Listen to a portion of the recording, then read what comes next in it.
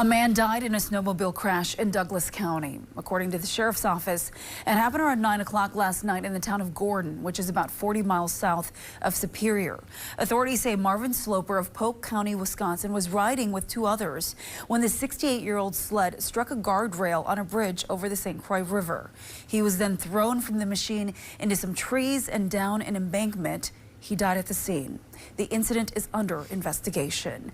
Now, this recent death now makes it 7 fatalities on Wisconsin trails in just the first month of the year. Wisconsin DNR leaders are now reminding people to never ride after drinking, and that will be part of their safety message that conservation wardens will share during extra sled safe patrols this weekend and the next.